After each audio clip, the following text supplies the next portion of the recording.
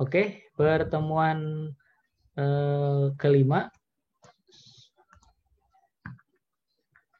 Ya, di pertemuan kelima ini untuk mata kuliah pemilihan dan memproses itu mengenai pemilihan material yang dampaknya terkait dengan faktor ekonomi dan faktor lingkungan. Nah, di sini dijelaskan bahwa dampak ekonomi dan dampak lingkungan yang disebabkan oleh manusia atau kebalikannya, manusia yang menyebabkan dampak lingkungan, itu salah satunya adalah mengenai over exploitation. Nah, setiap tingkah laku atau aktivitas manusia itu mempengaruhi ke dampak lingkungannya, terutama mengenai material yang tidak sesuai. Contohnya misalnya pada saat eksploitasi dan eksplorasi dari perut bumi. Nah, gambar di sebelah kiri itu menunjukkan tentang penambangan aluminium di Papua. Nah, ini penambangan yang cukup masif, sehingga seperti penambangan pada umumnya, yaitu penambangan emas, misalnya di Freeport, atau penambangan lainnya. Di mana penambangan di sini bisa dilihat itu mempengaruhi ke masyarakat di sekitar. Masyarakat di sekitar menjadi dampak lingkungannya menjadi berubah, yang tadinya kebutuhan airnya cukup, jadi airnya digunakan secara terus-menerus oleh industri penambangan. Begitu juga dengan sebelah kanan, ini adalah gambar meluapnya lumpur Lapindo di Sidoarjo ya, kalau tidak salah. Itu akibat dari penambangan gas alam, yang dimana pada saat penambangan perencanaannya kurang sehingga bertepatan dengan pergeseran dari kerak bumi, sehingga pada saat pengeboran gas alam tersebut terjadi gempa bumi dan lumpur yang dari dalam perut bumi itu berhamburan ke luar, ke bagian permukaannya. Kemudian di slide ini yaitu tentang global population growth atau pertumbuhan populasi dunia. Seperti yang kita lihat di sini ada 750 tahun itu pertambahan masih berupa linear ya, masih berupa garis lurus sampai sini. Terus kemudian 750 tahun berikutnya itu masih tidak terlalu signifikan karena masih linear, penambahan tidak terlalu banyak. Kemudian hal itu berubah setelah 330 tahun kemudian, itu atau di abad ke-19 di sini, dari populasinya dari 2.000 juta atau 2 miliar manusia melonjak menjadi 6 di tahun 2000. Ya, dari sini sampai ke sini ini meningkat 4 miliar manusia hanya dalam waktu 80 tahun. Kemudian meningkat kembali sekarang di 2020 itu sudah sampai ke angka 8 miliar secara prediksi. Berarti pada saat ini populasi manusia meningkat sangat drastis dibandingkan berapa puluh tahun yang lalu. Nah, apa hubungannya dengan pemilihan bahan? Semakin meningkatnya populasi, meledaknya populasi tadi berarti menunjukkan meningkatnya juga konsumsi dan kebutuhan dari masyarakat itu sendiri. Berarti kebutuhan untuk penggunaan barang habis pakai, penggunaan barang-barang sehari-hari, atau misalnya produksi yang tadinya misalnya angkanya 100 di pabrik, kemudian karena populasi meningkat sehingga kebutuhan makanan meningkat, sehingga produksinya juga ikut meningkat. Nah, itu yang akan menyebabkan dampak-dampak sosial dan dampak-dampak ekonomi yang lain. Nah, kita lihat bahwa di sini ada 25 negara dengan populasi terbanyak di dunia, di mana hanya untuk Cina dan India saja itu bisa menyumbang sekitar 37% dari populasi dunia dibandingkan dengan negara-negara yang lain. Nah, di sini Indonesia itu masih yang keempat, tetapi semakin meningkat saat ini. Berarti semakin banyak populasi dunia, maka kebutuhan materialnya dia semakin tinggi. Berarti negara-negara itu harus memikirkan strategi yang cocok dan aktual untuk memikirkan solusi dari masalah-masalah yang timbul akibat peledakan populasi tersebut. Nah, ini juga sudah dibahas sebelumnya, yaitu tentang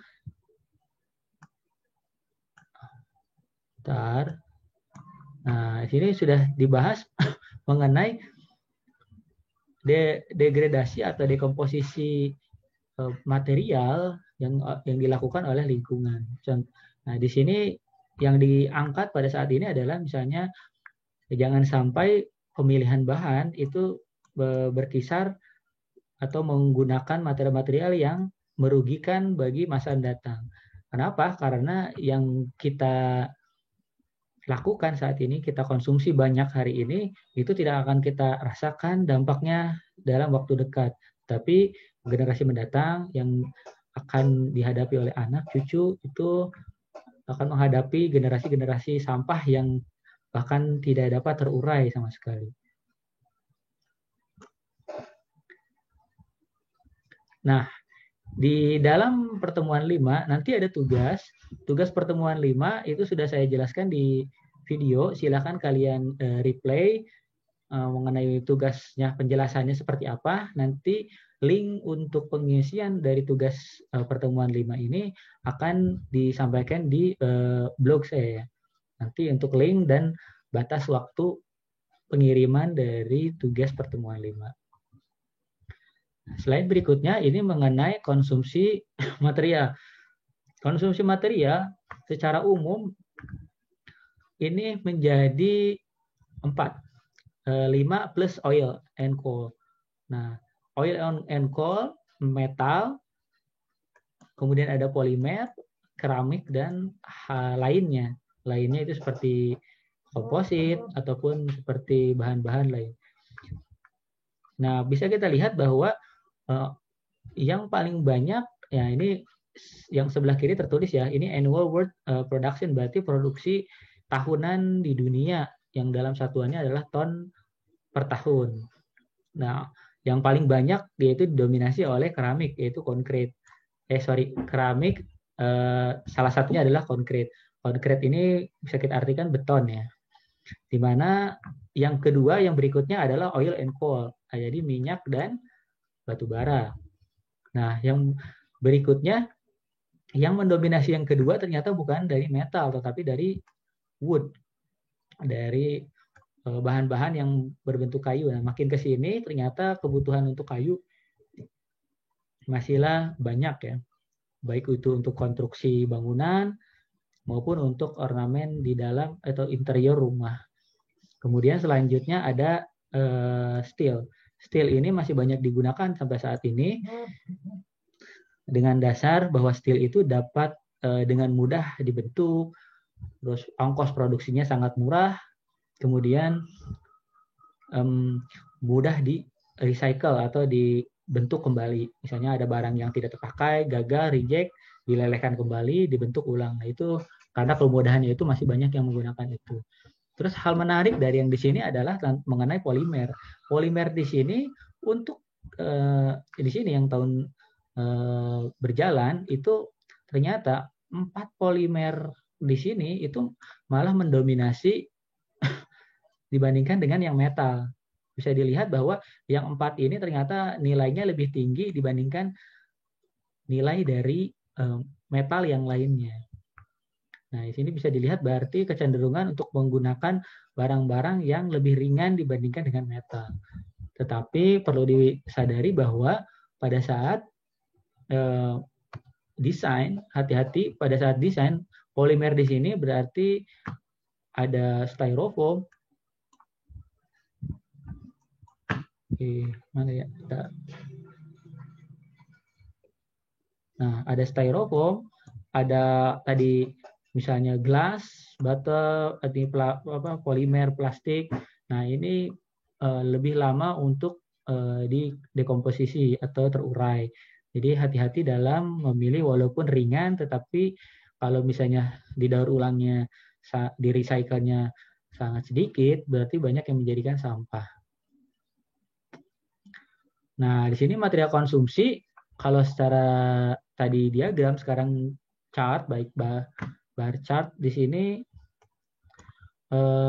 didominasi oleh keramik, yaitu keramiknya itu adalah beton ya. Nah, ini hampir 84% karena hampir semua konstruksi di dunia menggunakan beton. Kemudian dilanjut itu tadi dengan wood, dengan kayu sebagai konstruksi maupun interior maupun eksterior. Nah, justru polimer tadi ini sampai saat ini material konsumsinya itu hanya 1%, walaupun diproduksi sangat besar, hanya diproduksi tahunannya sangat besar, ternyata konsumsinya masih belum banyak, hanya 1%. Nah, berikutnya adalah unsur-unsur yang melimpah di muka bumi ini. Nah, yang satu di sini ada di kerak bumi ya, atau di tanah atau di bawah tanah. Yang kedua ini ada ocean atau di dalam air atau di lautan. Oke. Terus berikutnya adalah di atmosfer atau di udara. Nah, di sini yang menarik di sini adalah kandungan yang tertinggi di dalamnya, di mana oksigen di permukaan tanah atau di bawah tanah itu berkisar hanya 47%, sedangkan hampir semua makhluk hidup di bawah tanah maupun di atas tanah itu memerlukan oksigen. Berarti manusia, tumbuhan, hewan itu semuanya membutuhkan oksigen. Nah, kemudian yang di laut ini malah mendominasi oksigen. Walaupun air itu misalnya H2O, terus mengandung air laut, tetapi 85%-nya adalah dari oksigen. Nah, ini yang berbeda dari atmosfer, itu malah yang paling besar adalah nitrogen. Nitrogen ini 79%, berarti ini yang menyebabkan manusia itu sulit bernapas di luar sana ya, atmosfer. Hanya 19%. Baik, dari sini apa hubungannya dengan pemilihan bahan? Yang pertama adalah dari oksidasi. Pada saat pembuatan material, misalnya untuk di ocean, berarti perlu dipikirkan bahwa di dalamnya itu sudah ada air dan sudah banyak mengandung oksigen. Berarti itu kemungkinan terjadinya oksidasi atau korosi itu menjadi sangat besar. Makanya untuk yang berhubungan dengan air atau dengan laut, alangkah baiknya dipilih material yang tahan terhadap tekanan bawah laut atau tahan terhadap korosi maupun oksidasi. Atau misalnya dilapisi, selain dipilih material yang cocok, atau bisa juga dilapisi untuk tahan karat. Nah, berbeda dengan yang di permukaan bumi, ini hanya 47%, kemungkinannya masih 50-50 untuk terjadi oksidasi, maksudnya tidak terlalu ekstrim yang terjadi di laut. Nah, di sini yang sering digunakan tadi adalah steel, itu terdiri dari iron, misalnya, dan karbon ya. Fe3C. Nah, di sini walaupun komposisinya hanya 5% dari total kandungan dari elemen yang terkandung, itu hanya 5% saja, itu sudah banyak digunakan. Berarti tinggal menunggu waktu kapan iron ini akan habis setelah proses eksploitasi ataupun proses eksplorasi. Karena unsur utamanya adalah iron, sedangkan karbon adalah unsur interstisial atau unsur yang memenuhi di bagian-bagian kecil. Contohnya misalnya ada karbon ukurannya seperti ini, besar-besar. Nah, ini iron, Fe ya. Ini yang lingkaran-lingkaran Fe, kemudian yang karbon ini karena bersifatnya interstisial, dia hanya bersifat menempati celah-celah yang kecil saja. Contohnya gini, dia yang kecil-kecil. Dia menempati ruang-ruang yang kecil sehingga semakin padat. Jadi Fe dan C sehingga membentuk lapisan iron carbide. Kemudian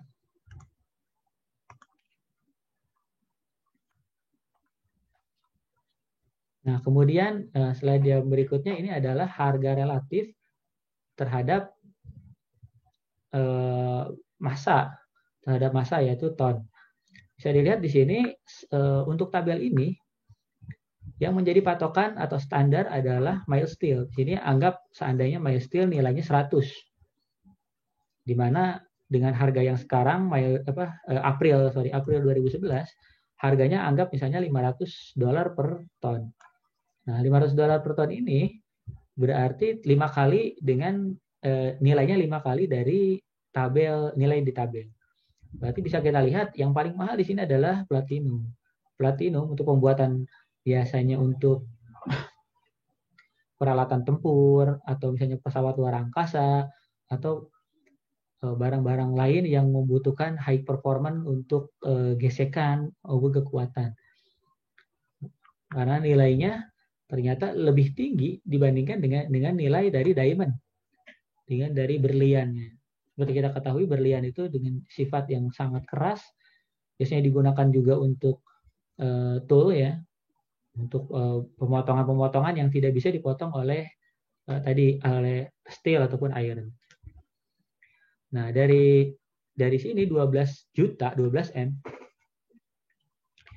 12 juta di sini tinggal dikalikan 5 kali nilai perbandingan tadi yang di mild steel. Berarti nilainya sekitar 60 juta US dollar per ton. Nah, luar biasa. Makin ke sini harga material jadi semakin meningkat. Tapi hal itu berbeda pada saat sekarang zamannya COVID ya. COVID-19 semua harga menurun karena permintaan di dunia itu menurun. Permintaan di dunia menurun berarti produksi tidak berjalan. Karena produksi tidak berjalan tidak ada karyawannya karena misalnya WFH. Nah, hal itu berbeda dengan yang terjadi di gold, emas nih. Emas ini yang sebelum COVID itu sekitar di Indonesia 500 ribuan. Nah, sekarang setelah COVID, bahkan masih COVID sekarang saja itu harganya melonjak naik terus. Bahkan naik 200 kali lipat sampai 1.100.000. Itu luar biasa. Ini sedangkan yang lain kita lihat yang menarik dari lainnya adalah material gelas. Material gelas di sini nilainya adalah 400 atau 4 kali nilai dari mild steel. Padahal sifatnya itu mudah pecah tetapi dia tahan terhadap gesekan. Kita lihat yang menarik lainnya adalah di sini yang paling rendah dibandingkan yang lain dia adalah semen dan batu bara.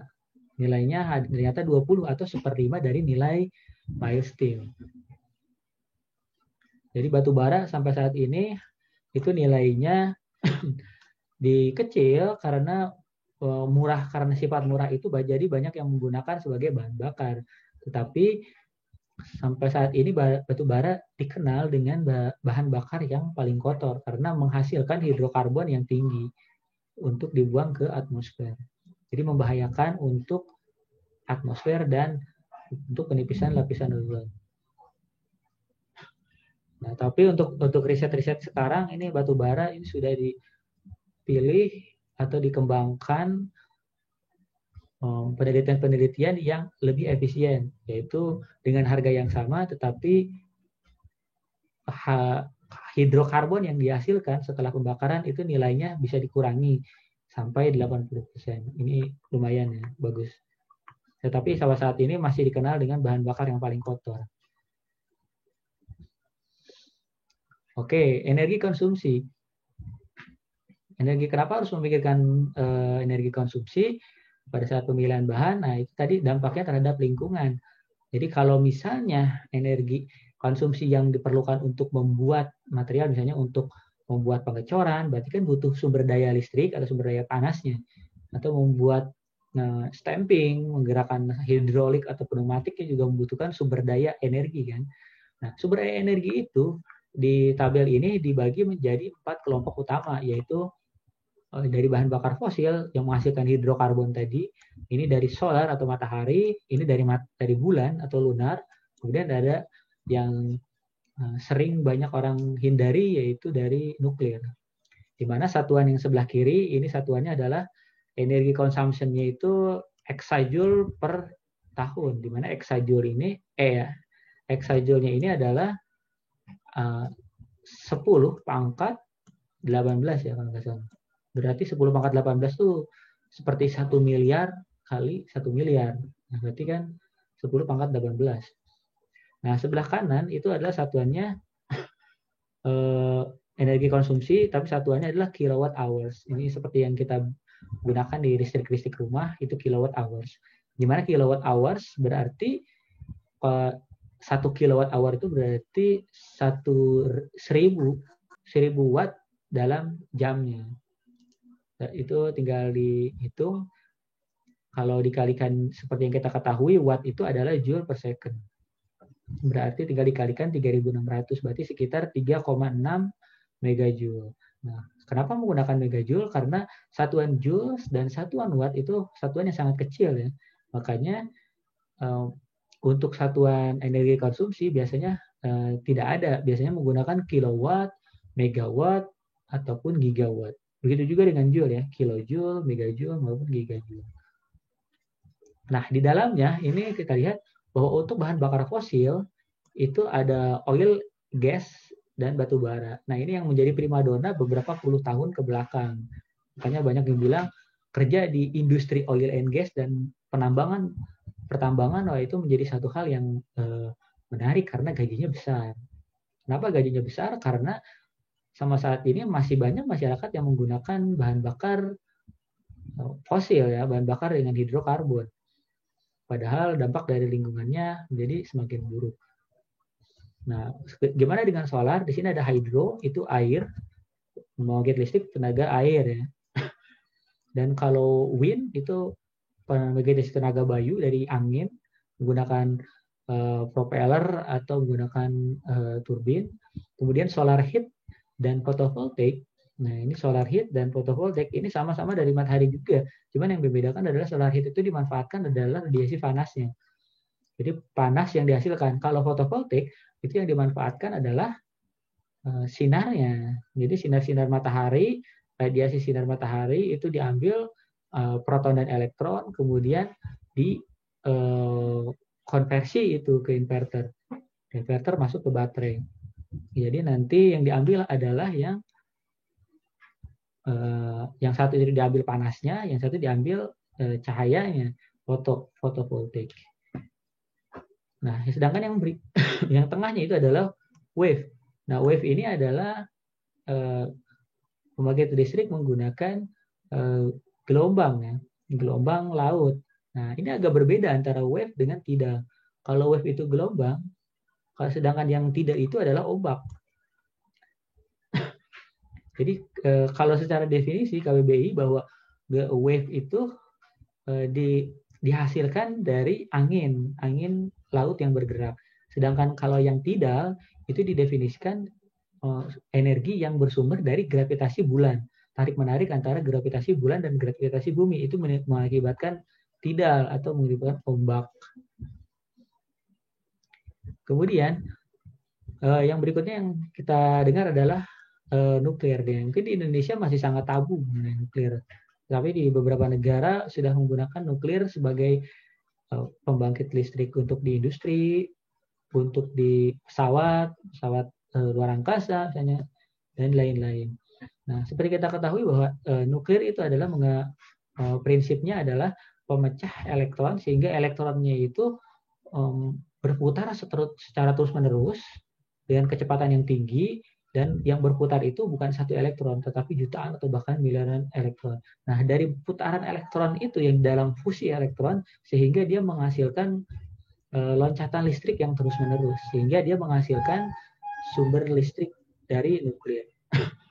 Nah, di sini juga sama, selain tadi listrik yang dari nuklir, juga bisa dimanfaatkan dari panasnya. Panas hasil listrik tadi, yang elektron yang berputar terus-menerus menghasilkan panas atau termal. Nah, di tabel ini geotermal termasuk dalam nuklir. Tapi harusnya geotermal kan harusnya panas bumi. Menurut saya memang harusnya ke yang alam sih, membuat bagian sendiri geotermal. Tapi kenapa geotermal sekarang masih belum banyak juga di Indonesia?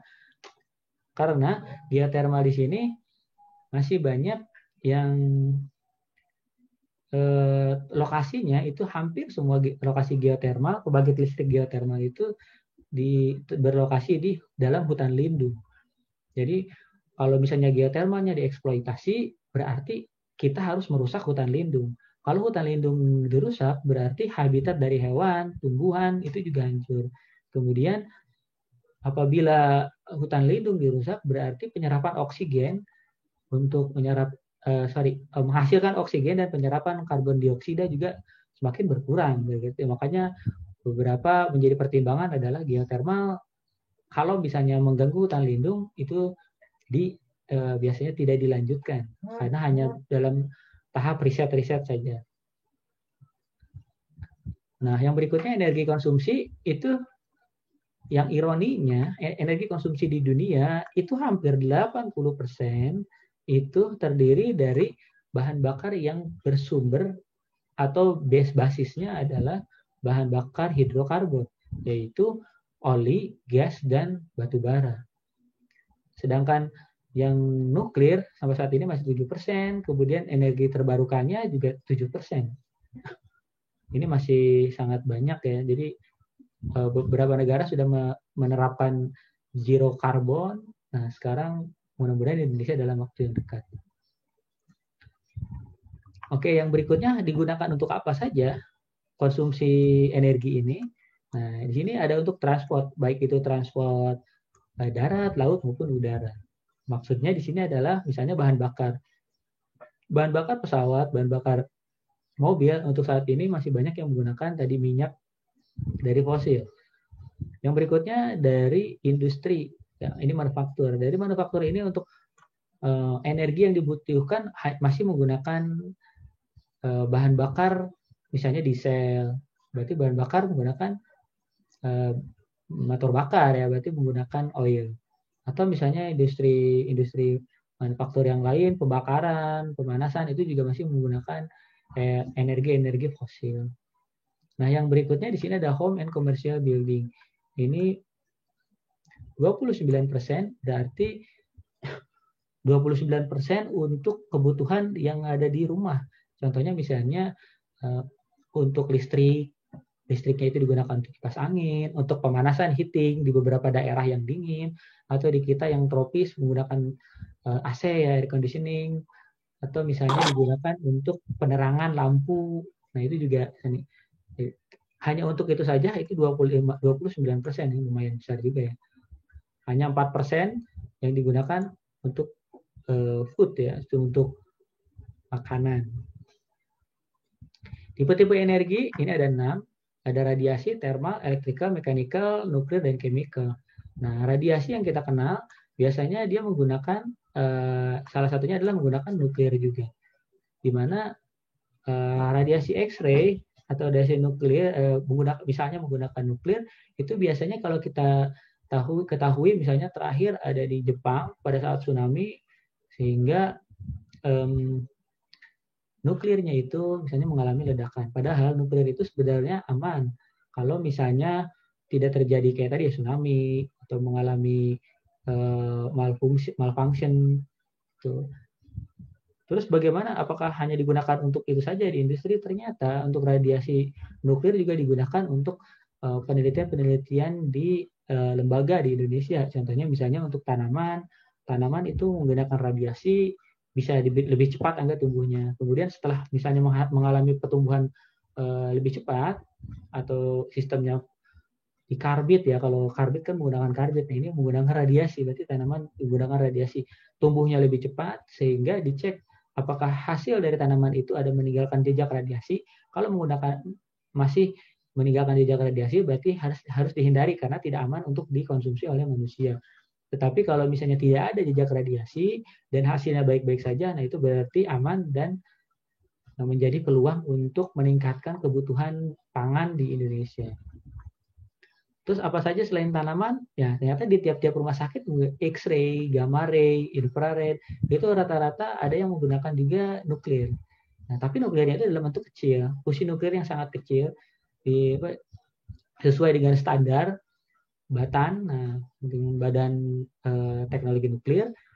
Nah, itu biasanya mereka sudah disesuaikan, ruangannya sudah khusus sehingga yang di luar ruangan tidak terkena radiasi. Terus kemudian setelah dilakukan radiasi, kemudian dilakukan netralisasi nuklir, radiasi nuklirnya, terus kemudian dikasih jeda pada saat pengujian X-ray 1 dan berikutnya harus ada jeda seperti itu. Jadi memang itulah alasannya kenapa tidak boleh sering-sering menggunakan ronsen ya atau X-ray, karena itu mengandung radiasi. Jadi makanya dikasih jeda sekitar setahun 2 kali lah paling banyak, dengan jeda sekitar 6 bulan masing-masing. Nah, bagaimana dengan thermal? Thermal di sini ada low grade heat, ada yang heat yang terbuang dengan kecil dan besar. Ada juga menggunakan temperatur material dengan tahan temperatur tinggi. Contohnya misalnya untuk pengecoran, untuk combustion engine di motor bakar, atau menggunakan aplikasi lain yang membutuhkan material dengan spesifikasi tahan temperatur tinggi. Kemudian ada juga yang tahan temperatur rendah, low grade, misalnya bahkan untuk di bawah 0 derajat. Biasanya kita kenal dengan cryogenic, di mana biasanya untuk pembekuan lain, misalnya seperti makanan, atau misalnya di dunia medis, dan lain-lain. Kalau electrical, magnetical kita gunakan biasanya pada motor. Pada motor, atau misalnya magnet, ini mekanik kita sudah banyak kenal, misalnya dihubungan dengan gaya gesek, dengan gaya impact, dan lain-lain. Itu juga energi yang dihasilkan atau energi yang diterima. Nuklir tadi sudah, kemudian chemical di sini ada bahan bakar fosil, ada juga baterai. Seperti kita kenal baterai dulu itu masih baterai misalnya ABC, kemudian muncul bahwa mengandung merkuri itu berbahaya, tidak boleh mengandung merkuri. Kemudian ada juga baterai-baterai sekarang menggunakan baterai lithium, baterai polimer yang bahkan lebih aman digunakan dan tidak berbahaya, itu tidak beracun. Nah, sekarang malah ada baterai-baterai mengandung baterai untuk menyimpan energi dari hidrogen atau dari listrik. Jadi untuk penyimpanannya lebih expert lagi, karena menggunakan misalnya ada baterai menggunakan fuel cell. Nah, selain untuk energi tersebut, ada juga yang perlu disadari adalah air. Kalau tadi kita membahas sebelumnya oksigen, kita bahas sekarang air. Ternyata air yang ada di bumi itu 98%-nya ternyata air asin atau air laut. Nah, kurang dari 1%-nya itu hanya air bersih, untuk air bersih, di mana 0,8%-nya itu dibagi lagi, ada 65% dan 35%.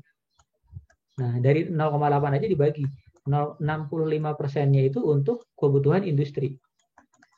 Untuk industri. Nah, 35%-nya ini kebutuhan untuk masyarakat lainnya, misalnya untuk kebutuhan rumah tangga dan kebutuhan sehari-hari. Nah, kemudian sisanya hampir mencapai 2,2% itu masih bersifat es ya, bersifat membeku, itu baik itu di kutub utara maupun di kutub selatan. Jadi dari 2,8% saja mencair 0,2%, wah ini berarti meningkat. Kalau ada yang mencair berarti menambah tingkat air laut. Air laut meningkat berarti si fresh water juga otomatis berkurang, karena ada air laut meningkat berarti ada mengalami banjir, kemudian banjirnya itu menggenangi tempat penyimpanan air bersih, berarti air bersihnya juga berkurang di seluruh dunia. Kemudian case tadi untuk di sini ada life cycle atau siklus hidup dari produk. Nah, di sini sebagai contoh adalah mesin cuci. Mesin cuci di sini siklus hidupnya dibagi menjadi 4 kelompok besar. Yang satu adalah material production, itu untuk memproduksi material-material penyusunnya dari biji besi. Di sini dari biji besi, dari tembaga, sehingga membutuhkan energinya fosil, kemudian polimer, pembentukan polimer. Sehingga dari yang sumbernya tadi, dia membutuhkan mengakibatkan out atau emisi yang dibuang. Itu ada karbon dioksida, ada panas yang terbuang, ada nitrogen oksida, dan lain-lain. Kemudian dari yang tadi dibuang, yang digunakannya masuk ke produk manufaktur untuk pembuatan produk maupun di manufaktur maupun assembly. Di sini membutuhkan proses-proses seperti material, forming, dan molding. Nah, kemudian yang tidak digunakan ini masuk ke emisi lagi yang terbuang. Semakin kecil emisinya, itu semakin bagus karena berarti tidak mengganggu atau ramah terhadap lingkungan. Itu makanya perlunya untuk perencanaan dari resources yang betul. Nah, kemudian part yang digunakan masuk ke penggunaan oleh customer, di mana penggunaannya itu menggunakan air, menggunakan listrik, dan menggunakan misalnya deterjen.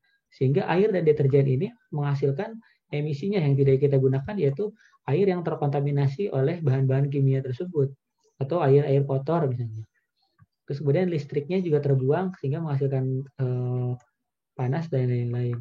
Nah, yang tidak digunakan, yang misalnya tidak digunakan lagi, itu masuk ke disposal atau yang mau didaur ulang. Apakah misalnya nanti materialnya itu dapat recycle atau dibuang ke landfill atau tempat pembuangan sampah.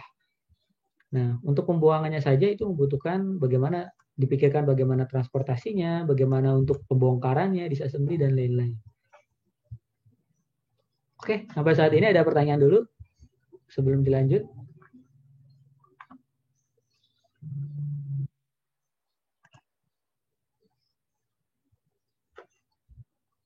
Silakan. Ada pertanyaan mungkin? Oke, tidak ada ya. Kita lanjut saja.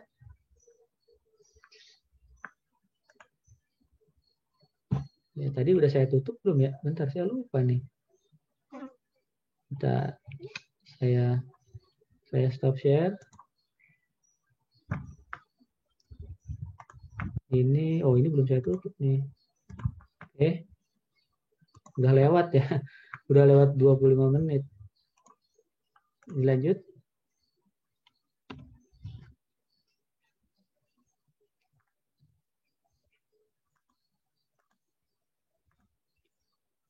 Nah, slide yang di sini adalah mengenai eco audit, yang dimana nanti dihubungkan dengan desain.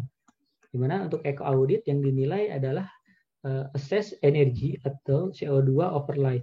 Dimana faktornya ada 5, ada material, manufaktur, transport, use, and disposal. Jadi dalam satu produk itu tingkat materialnya berapa, manufaktur berapa, transport, penggunaan, dan disposalnya berapa.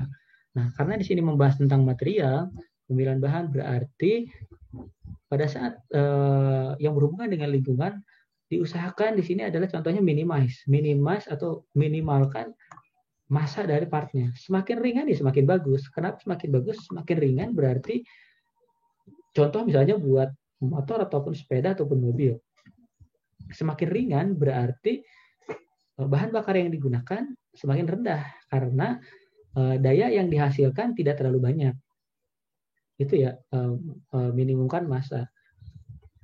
Terus bisa juga embodied energy atau diminimalkan energi yang dibutuhkan untuk membuat material itu. Misalnya untuk peleburan, misalkan seminimal mungkin untuk energinya. Tadi apakah energinya dari fosil, energinya dari terbarukan maupun yang lainnya. Terus diminimalkan juga dari CO-nya, jejak karbonnya atau hidrokarbonnya. Kalau semakin menghasilkan karbon dioksidanya semakin rendah, itu semakin bagus.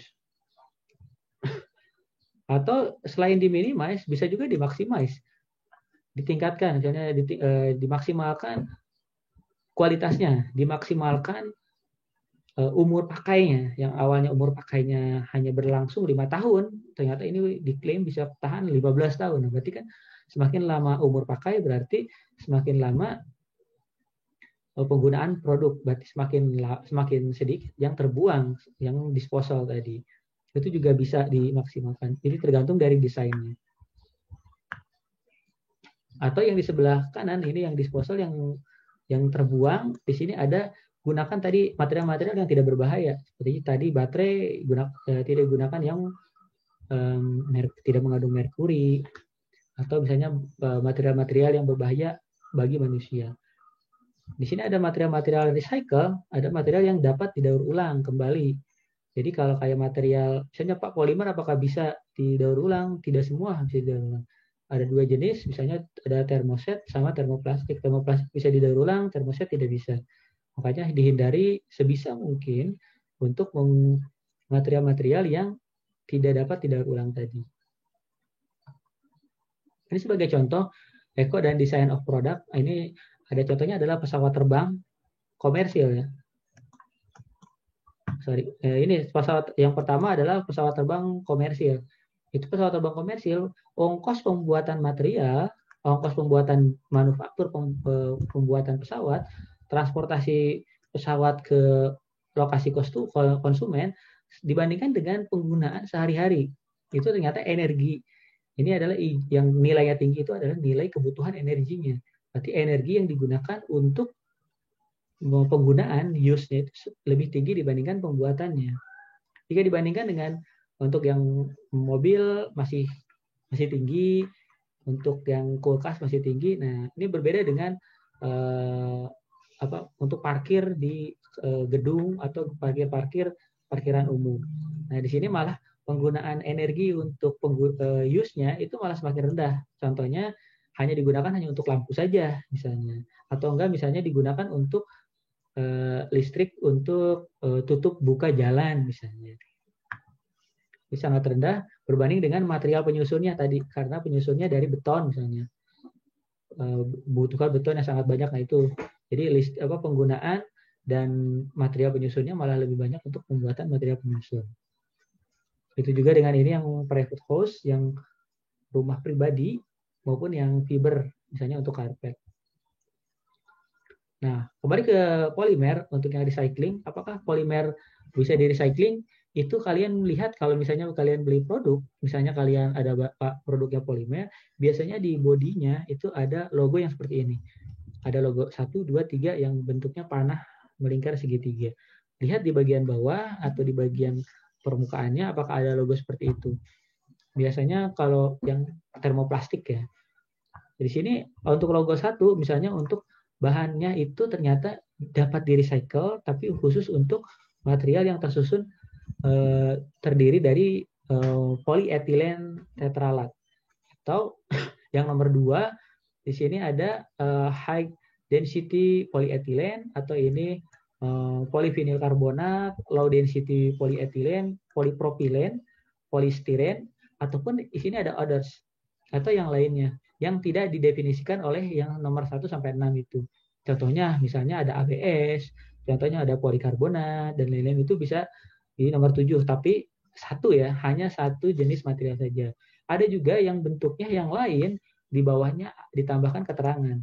Contohnya ini ada segitiga biru, kemudian di sininya ada keterangan PP, berarti polypropylene. Di sini ada TD 20, berarti 20% itu TD. TD itu talc powder atau dari bentuk powder ya, serbuk. Jadi di sini kalau yang nomor yang sebelah kiri yang ini itu sifatnya penambahan. Berarti dari PP dari polypropylene ditambahkan 20%. Sedangkan yang di sini dapat di-recycle ternyata campuran dari ketiganya, yaitu ada polikarbonat, ABS, dan FR atau fiber. Ini tergantung dari masing-masing. Ya, silakan di-mute. Oke, selanjutnya. Nah, di sini ada material family, ini ada metal, terus kemudian ini biasanya digunakan untuk recycle metal. Nah, ini untuk penggunaan tambahan, tetapi masih kurang untuk dikembangkan di masyarakatnya. Contohnya misalnya kita sering produksi massal untuk steel, untuk aluminium, atau untuk yang lainnya. Tapi ternyata hasil dari recycle-nya itu bukan hanya untuk dijadikan aluminium lagi, tetapi dapat juga dijadikan hal yang lain. Contohnya di sini bentuknya paper, bentuknya lembaran kertas. Misalnya untuk membuat aluminium foil. Itu biasanya memanfaatkan hasil limbah aluminium. Jadi tahap yang kedua. Begitu juga dengan tahap-tahap yang lainnya ya. Ini biasanya kurang dikembangkan. Ini juga glass non-bottle. Kemudian ini juga hal-hal yang lain. Nah, Berikutnya adalah slide terakhir di sini mengenai tantangan dan kesempatan atau peluang, di mana tantangan atau masalah yang dihadapi itu di sini di bagian kiri, di mana peluang yang akan kita ambil ada di sebelah kanan. Jadi tantangan ini yang akan kita hadapi, yang akan kita cari solusinya, peluang itu yang kita ambil untuk mengatasi tantangan tadi. Nah, di mana masalah-masalah itu adalah tertulis di dalam market need atau di dalam kebutuhan dari masyarakat. Kebutuhan dari masyarakat ini dapat berupa kebutuhan yang berhubungan dengan produk itu langsung atau bagian dari produknya, misalnya bagian dari materialnya atau secara fungsinya. Makanya dari permasalahan itu dianalisis material dan desainnya, kemudian untuk menghasilkan produk-produk yang benar-benar baru, hasil analisis tersebut baru, atau produk-produk yang didesain ulang untuk mengatasi masalah itu. Seperti kita lihat di sebelah kiri ada lonjakan. Yang pertama di sini ada tantangannya adalah ada lonjakan populasi. Lonjakan populasi di sini seperti yang tadi, kenaikan populasi secara eksponensial, bukan lagi secara linear, tapi eksponensial. Jadi dalam 80 tahun meningkat 6 miliar populasi manusia. Itu sangat menjadi concern tertentu, karena seperti domino ya, karena satu nggak berkaitan yang lainnya. Jadi ada efek dominonya. Baik itu menambah kemiskinan, makanya di sini ada penjelasannya adalah national security. Nah, di sini makin banyak ya populasi sehingga meningkatkan pengangguran jadi semakin banyak. Kalau misalnya memang manusianya itu tidak misalnya membuat atau membuka lapangan pekerjaan sendiri. Semakin banyak yang menganggur, yang tidak punya bekerja, karena lapangan pekerjaan sedikit, orangnya banyak kan. Nah, maka banyaknya orang yang menganggur berarti banyak yang tidak bekerja, kemudian kebutuhan untuk makan juga tetap harus, berarti muncullah tingginya tingkat kriminalitas. Di luar itu berarti makin banyak juga kebutuhan tentang air. Jumlah air terus menurun, ya tadi ya 0,8%, dikurangi tadi global warming, pengikir Pak, air laut nambah, es mencair misalnya, itu krisis air makin bertambah. Otomatis krisis air bersih berkurang, berarti otomatis makanan berkurang. Jadi karena air itu adalah sumber kehidupan, misalnya oksigen dan air untuk makhluk hidup, baik tanaman maupun hewan. Nah, global warming di sini peningkatan temperatur yang diakibatkan misalnya penipisan lapisan ozon yang disebabkan oleh tadi freon. Misalnya kita pada saat mendesain pembuatan HP AC, itu kan bisa pemilihan freon, pemilihan material penyusunnya. Oh, ternyata ini berbahaya untuk materialnya, berbahaya untuk lingkungan, mengakibatkan global warming. Lebih baik itu disubstitusi, diganti saja.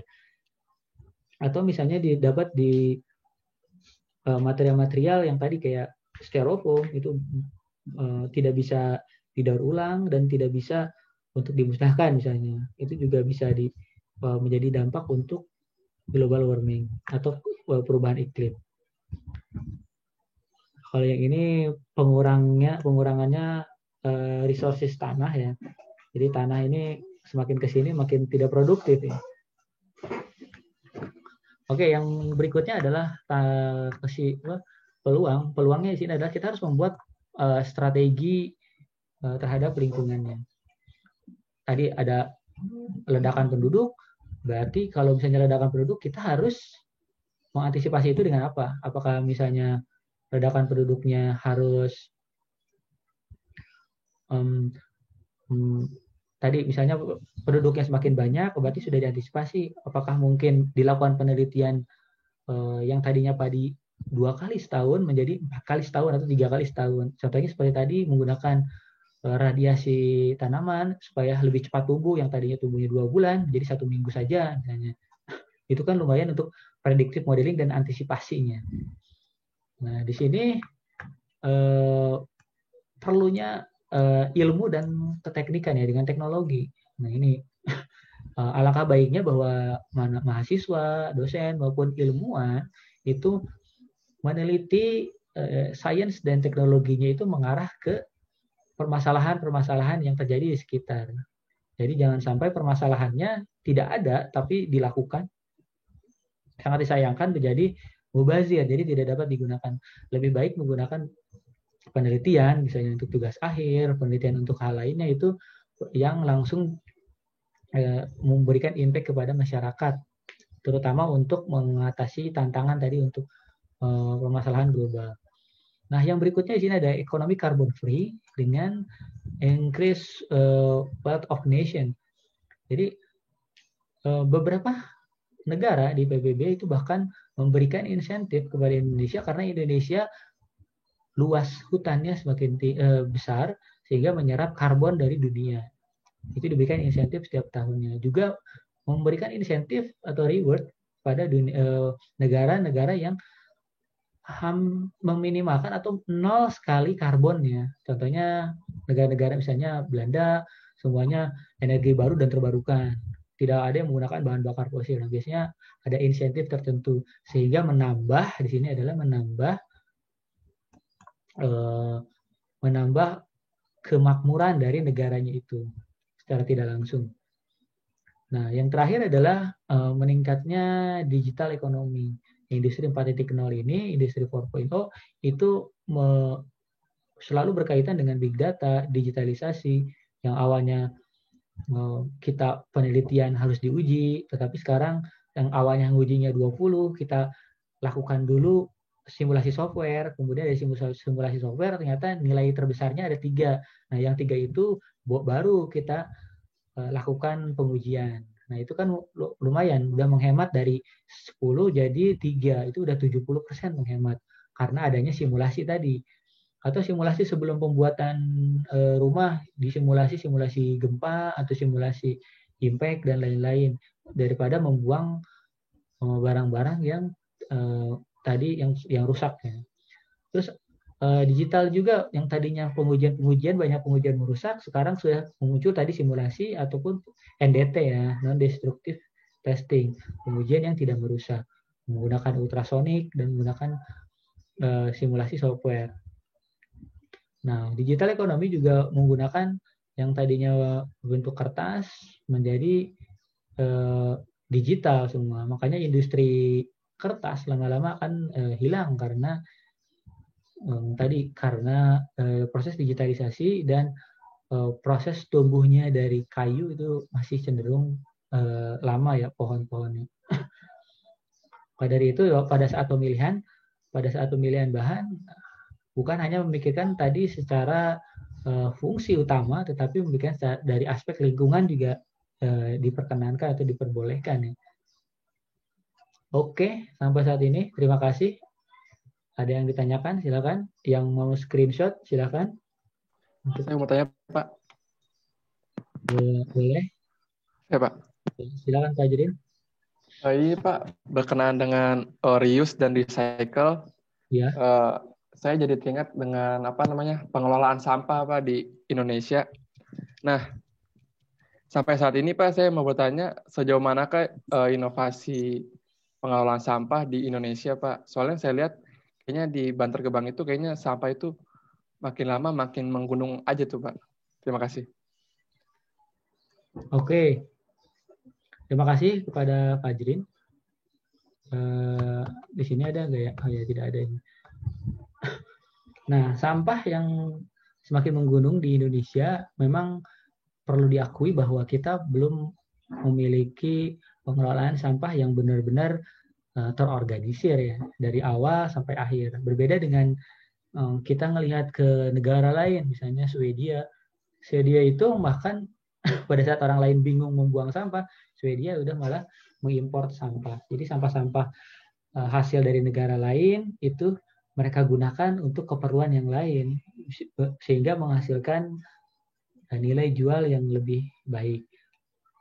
Kemudian kenapa di Indonesia masih pengolahan sampahnya masih seperti ini. Nah, balik lagi bahwa yang pertama sepertinya harus ada inovasi ataupun keseriusan mengenai sampah, inovasi untuk pengelolaan sampahnya.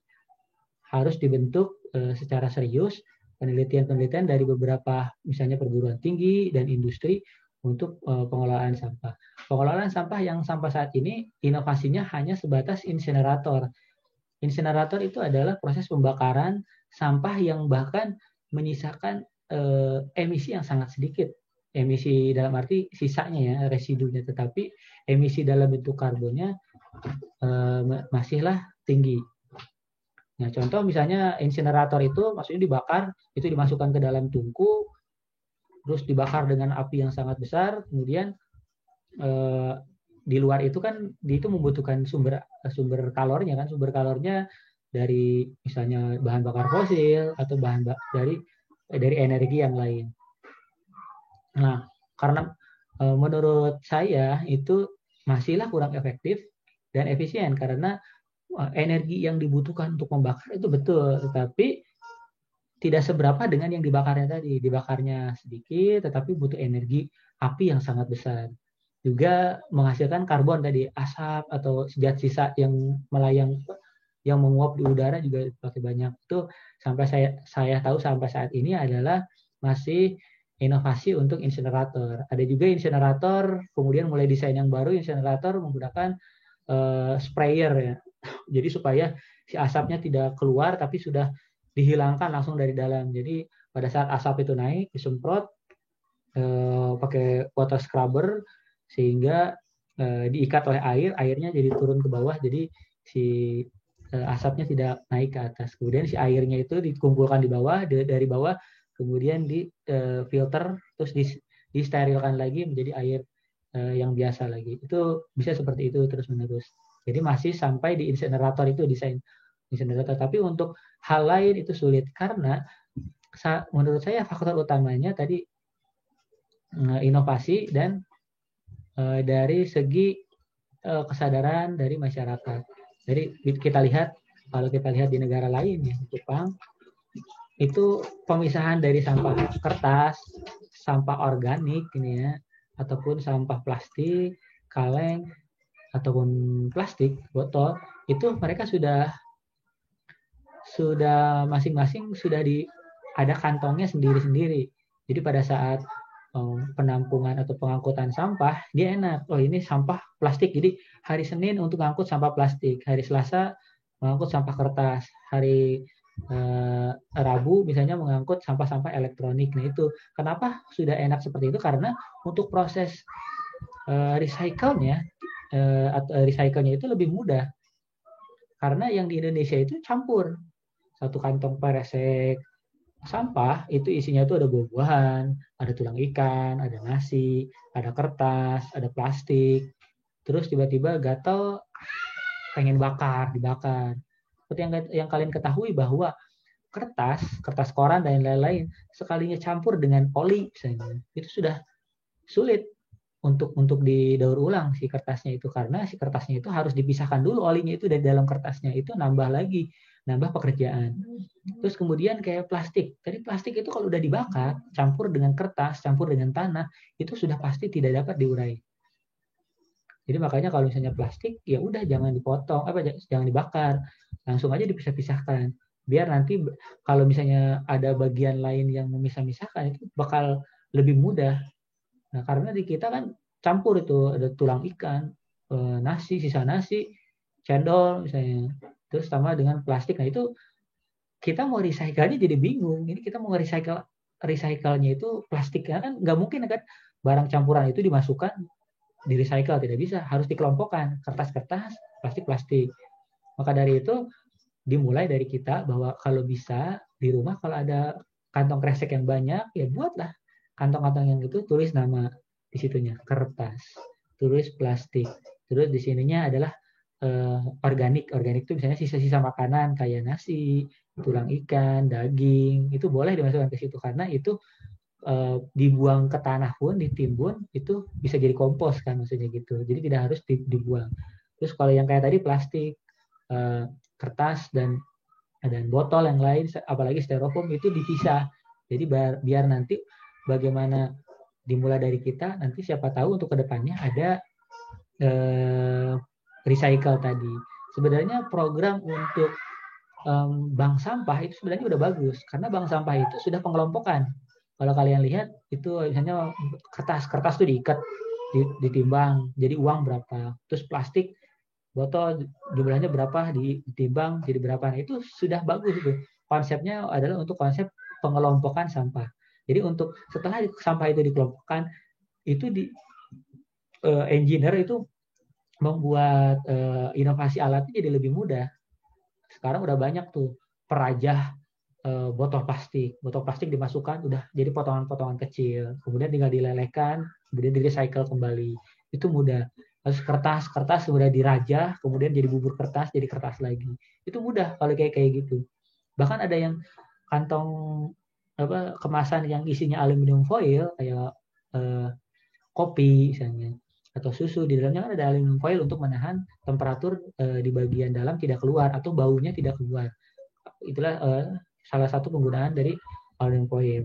Nah, sekarang kalau misalnya udah dipisah-pisah gitu, tidak ada kita mah bungkus kopi aja dipakai buat ngaduk kopi misalnya. Itu kan kotor ya. Itu harus dipisahkan dulu kotorannya itu, jangan sampai terkontaminasi. Kalau misalnya udah bersih, baru bisa dilepas tuh aluminium foil dengan plastiknya. Plastiknya didaur ulang, aluminium foilnya didaur ulang. Nah, itu yang maksudnya. Jadi memang sampah di Indonesia ini kompleks ya, baik dari penduduknya, masyarakatnya, ataupun dari inventornya, dari pemerintahnya. Ini masing-masing agak berkaitan, yang jadi agak bingung. Gitu. Jadi inventor atau engineer mau bikin itu susahnya ya gara-gara tadi sampahnya campur. Gitu. Oke, silakan ada lagi.